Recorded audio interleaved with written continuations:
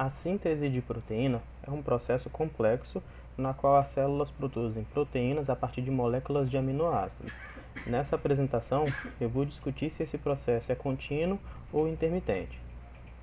A síntese de proteína é um processo fundamental para todas as células vivas, no qual as instruções do DNA são transcritas em moléculas de RNA mensageiro.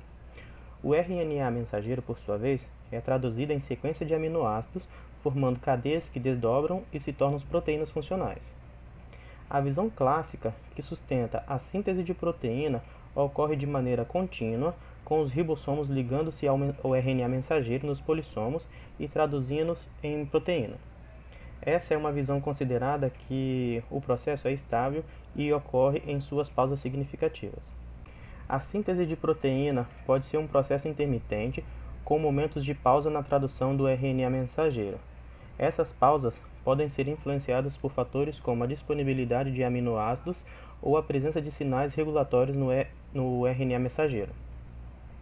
A síntese de proteína pode ser influenciada por vários fatores, como a concentração de aminoácido no citoplasma, a disponibilidade de RNA transportador, adequado para os cordões no RNA mensageiro, e a presença de moléculas regulatórias que ligam o RNA mensageiro aos ribossomos. Ao considerar as diferenças perspectivas e as evidências atuais, concluo que a síntese de proteína é um processo que envolve momentos contínuos. Bom, meu nome é Kevin e eu vou falar sobre a distrofia muscular de Duchenne. Ela é uma doença considerada rara e ela afeta o gene DMD. Ela é principalmente vista em meninos, sabe?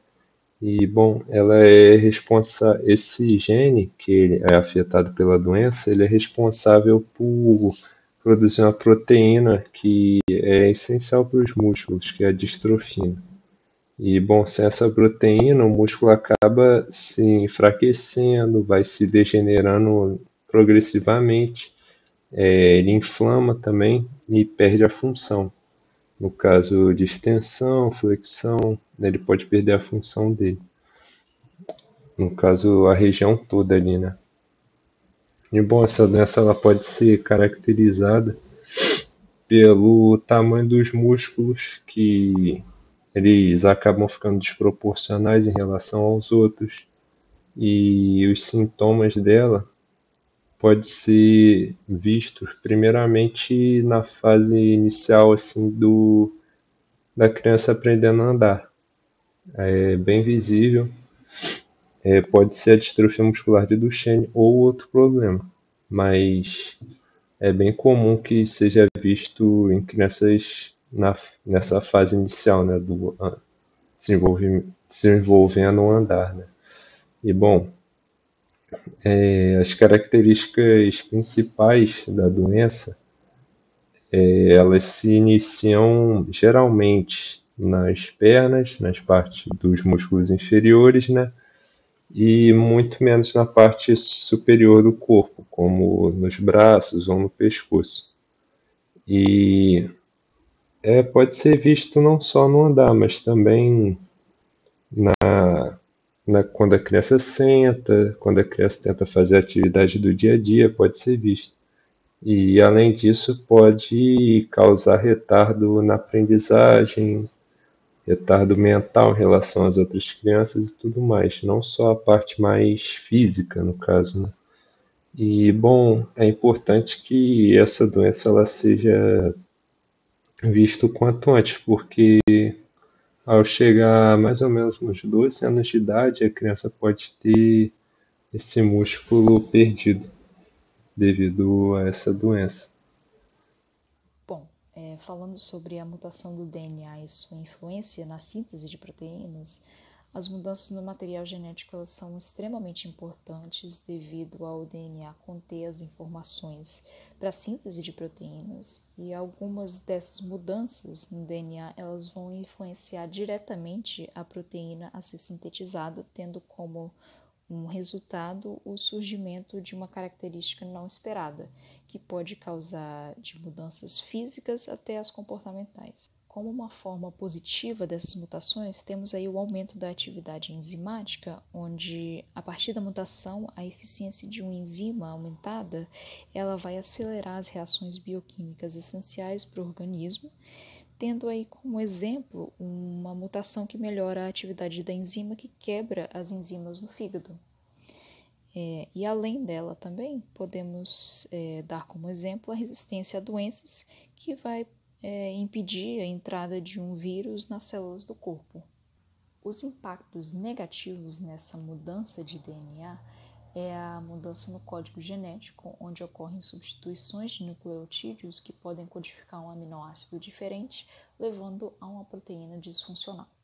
Como exemplo disso, temos a mutação que causa a anemia falciforme, onde a forma da hemoglobina ela é alterada.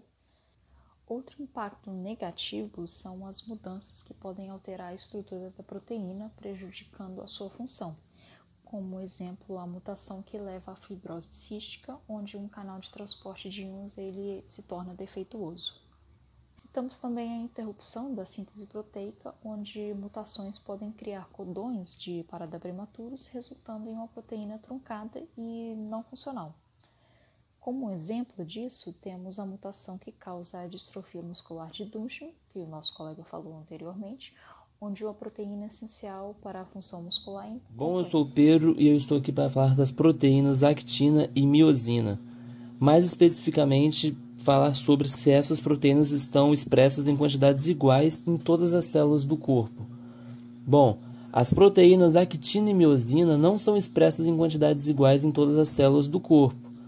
A expressão dessas proteínas é regulada de forma diferenciada em diferentes tipos de células e tecidos, dependendo de suas funções específicas. A actina e a miosina são proteínas essenciais para o funcionamento dos músculos, sendo particularmente abundantes nas células musculares. Nas células musculares esqueléticas, por exemplo, essas proteínas são altamente expressas para permitir a contração muscular. No entanto, em outras células e tecidos do corpo, a expressão de actina e miosina pode ser muito menor ou mesmo ausente. A expressão de proteínas como a actina e miosina varia de acordo com o tipo de célula e seu papel funcional no organismo. Justificando tudo isso, as proteínas actina e miosina não são distribuídas igualmente em todas as células do corpo.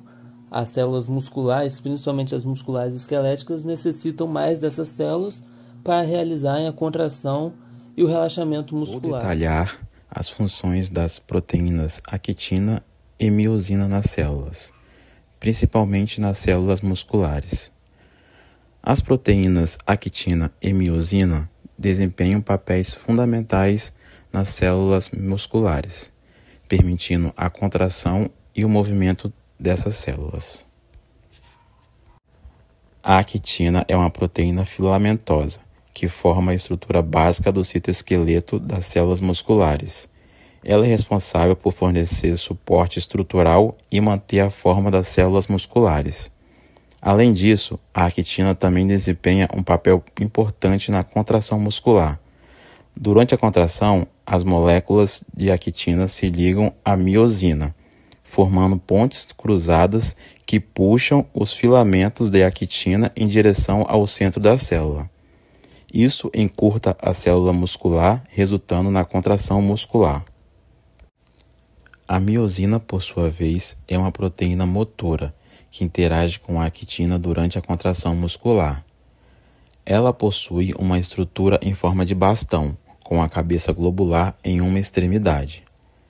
Durante a contração muscular, as cabeças de miosina se ligam aos filamentos de actina e realizam um movimento de remo, que puxa os filamentos de actina em direção ao centro da célula. Esse movimento é impulsionado pela hidrólise de ATP, adenosina trifosfato, que fornece a energia necessária para a contração muscular. Em resumo, a actina fornece a estrutura e a base para a contração muscular, enquanto a miosina é responsável pelo movimento e pela geração de força durante a contração. Essas duas proteínas trabalham em conjunto para permitir a contração e o movimento das células musculares.